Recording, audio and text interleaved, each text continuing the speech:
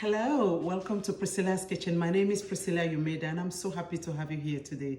If you're tuning in for the first time, please go ahead and subscribe to my channel. Please do that now. Much appreciated. So listen, I'm going to be making cauliflower tagine. The biggest thing is the flavor profile. It's complex, it's African, and it's delicious. Okay?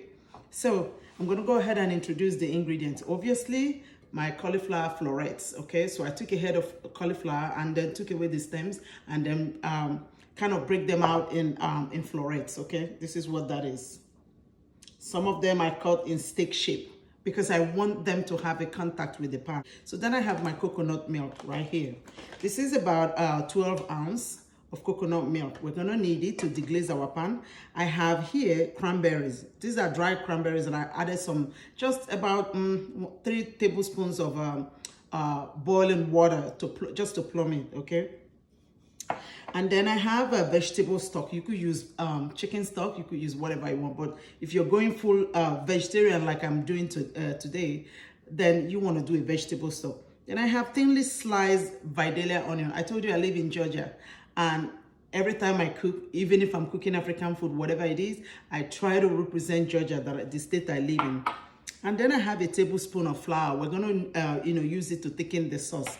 Now, if you don't want any flour, let's say you don't want any carb or whatever to this, what you can do is take some part of the cauliflower and then just puree it up with a little bit of the stock or coconut, and it's gonna thicken your sauce at the same time, okay? But when I do that, I like to roast it because then I get a deeper kind of smoky flavor, you know what I mean? All right, so cilantro, it's just gonna be for topping, okay? And a contrasting color. And here you go, the big deal. Here we go. Priscilla's Tagine Spice Mix is all on my website. Of course, you can't go Moroccan or African without talking about preserved lemon, right? It's simply lemon that I preserve this myself, and I do have some in my cupboard. Garlic and ginger. I don't know what I'm gonna do. Of course, I also have black olives. So if you pay attention here, you have a deeper complex. Tagine Spice Mix, I'm not gonna give away my secret, but it's very deep complex. This, I harvested myself and blended them together. And this is why this is a little pricey, because if I'm gonna go Africa, I'm gonna go all the way, representing, okay? Salt and pepper.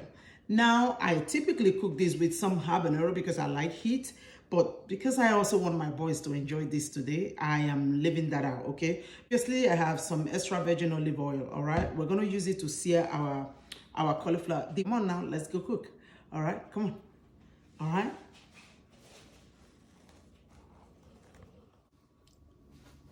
All right, welcome back. Here we go. So in case you're tuning in for the first time, this is just about 1 tablespoon. I'm also using a non-stick pan, but it does have a heavy bottom, so obviously it evenly conducts heat, okay? And I'm gonna just put this down. I didn't season it, and I'll tell you why. We have enough flavor to go around here today, all right? So same way you treat me, you want to make sure that they are not touching, otherwise then they start steaming, right? Don't overcrowd it. Even if it touches, it should not overcrowd. All right, and I'm kind of dropping the flat base side down. That will be about it. And what this will do, what I will do, I'm gonna do it in batches. Obviously, as you can see, you can use one big batch, a bigger pan, okay, to do this. That way you won't have to do it in batch, okay? So I'm gonna let this sear. Then I'm gonna drop my salt and pepper, as you can see. Here we go. Same way you will treat me. The first side, no, and that's because the pan is very hot, and I don't want to burn the spices. Okay, recommend when you put that in, just leave it alone, okay? And then I'm gonna let it sear 1 to 2 minutes, and it will be just fine. All right, I'm gonna take off the second batch that I just did. You see, just about a teaspoon of oil. That's it. I charred it, and that's what I want. Cauliflower is very soft and it's spongy, so the more oil you add, then you're going to be frying it. You don't want none of that, okay? So I'm going to let this sit. Then I add just a little bit of oil, and then I'm going to add. So if you have a small bit like this, please take it off because it's just going to darken and get burnt. You don't want a burnt cauliflower tagine, okay? All right, welcome. Here we go. I'm going to add a little bit of oil here. So about want to, as you know, to make a roux, for sure, you're going to need a little bit of oil, right? It's supposed to be equal part of fat and flour by weight, though. All right, so I'm going to go ahead and add this flour in. Our 1 tablespoon flour. And then I'm going to go ahead and add our tagine seasoning, okay? Please do not forget, tagine seasoning is on my website. I'm going to add both together. The reason is I want to cook off the raw taste of this. I want to toast it, more like toasting it while I cook off the raw taste of flour. Okay. I'm going to let this cook. You want to consistently stir because you want this to be lump free, right? You don't want a lumpy flour in your cauliflower. All right, flour in your cauliflower. How cool is that, huh? So you want to cook this from 1 to 2 minutes. All right, here we go. I'm going to add my onion. So, add your liquid and make sure that it's properly thickened before you add this. I think because I've done this for, you know, many times, I'm not scared that I'm going to get a lump. Not at all. All right, but please, if you're cooking for the first time, please go ahead and add your liquid first, okay? And be sure that you don't have any lump. So then I'm going to add my liquid. First is going to be my coconut milk. You could do cream, but if you're vegetarian, obviously coconut milk will be good. Almond milk will be good too. This thing thickens slightly. I'm not adding that cauliflower. The reason is simple. I want to make sure that I can trust the flavor base here. Okay? So notice I just cranked up the heat and this is going to simmer. Oh, I do have some here. So I'm going to add all of that. Look at that. Look at that. I'm going to add my garlic. The reason I didn't add garlic and ginger prior is because I don't want it to get burnt, okay? So I'm going to let this go for 2 to 3 minutes. And then when we come back, I will continue the rest of the other flavor. We are doing cauliflower tagine today, okay? It's not only meat, chicken, but with tagine. We tagine vegetables too. All right? Look how beautiful is that color, huh? All right, welcome back. If you're just tuning in, we are making cauliflower tagine. Okay? Look at the consistency you're looking for. Nappe, okay? All right. So here we go. I'm going to add a little bit of vegetable stock. And the reason is simple. This flour is going to continue to thicken this sauce, okay? So I'm going to add my preserved lemon. Now, note that I mentioned earlier that preserved lemon is made with tons of salt. I rinsed it up a little bit. So I'm not adding no salt. Preserved lemon cooks into this sauce and I can trust that it's not salty enough, okay? Always be careful of your sodium level, all right? So I'm going to go ahead and add my plum. Look, I don't want the juice for now because I don't want this to become too loose. So this is my cranberry that we soaked in 3 tablespoons of water. Oh, look how delicious this is. But you better believe me, I'm not throwing it away, that juice there. All right? Look how gorgeous this is, huh? So then I'm going to add I'm going to add in black olive. Black olive is not, this is not salty. It's meaty and it's kind of earthy. You know, it does have an earthy flavor to it. So there's a reason why I did not cut it. That's because cauliflower is big. Look at the size of cauliflower I'm making. It's really big. The florets are big. So if you cut yours in very small sizes, then go ahead. And I'm adding all of it. This is why you won't miss a meat. Hey, by no means am I a vegetarian, okay? But this is what I love to eat tonight. And occasionally, I learn to give meat a break. Our cauliflower. Be careful, you don't want this to splash that hot sauce on you. Let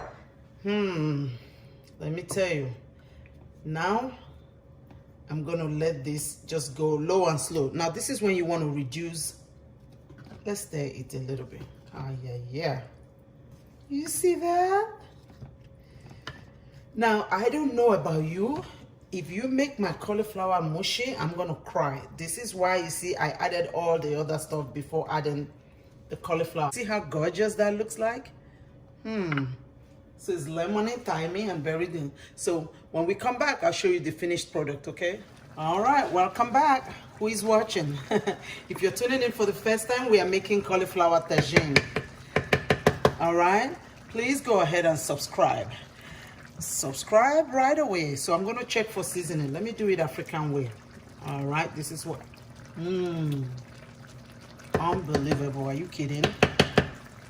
A little. I actually didn't want to use all my preserved lemon, but given that I still need some zing, I'm just going to go ahead rather than adding. If you don't have preserved lemon, you can go ahead and use lemon zest. I will use a whole lemon zest and its juice, okay, to make up for how tangy you want this. Now, I'm trying to make sure that this doesn't get overcooked. It has to have some texture to it for me to appreciate it. And then here we go. Then I'm going to add this as my finishing touch.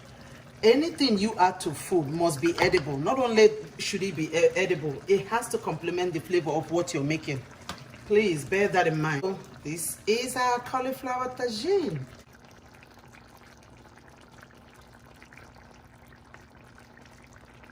All right, welcome back. If you're tuning in for the first time, here we go. We just made a cauliflower tagine, okay? Look how delicious that is. Give attention to your vegetables or plants. It's not always meat. Give meat a break, okay? So let's do this. For textural difference, as always, somebody say, why are you always talking about texture? Well, cauliflower is soft in nature, right? In texture. You want something that is also crunchy to eat. You could choose whatever you want. I've also had a fried plantain, very crispy, all julienne and topped on it. But today I have pistachio nuts. So pistachio nuts, I'm gonna use. Here we go. And even look, some fresh cilantro. One hot, huh? If you want. Now let's do it. Now you need some nuts. I'm gonna have nuts to it. Here we go. See what mush it when you make this. All right, here we go.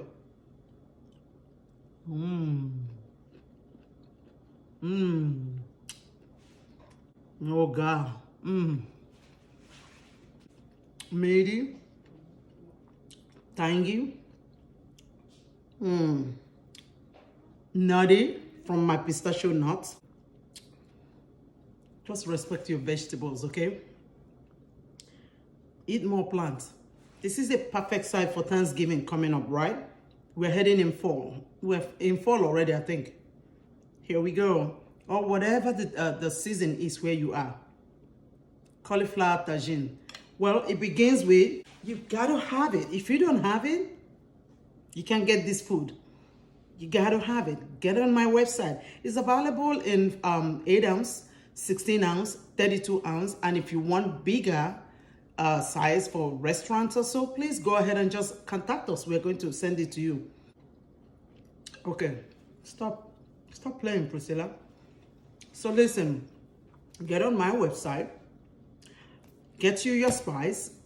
It's all there. The prices are there. It's very easy, affordable. But most important is your trusted flavor friend.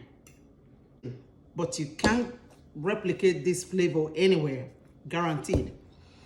Thank you for tuning in, and please subscribe.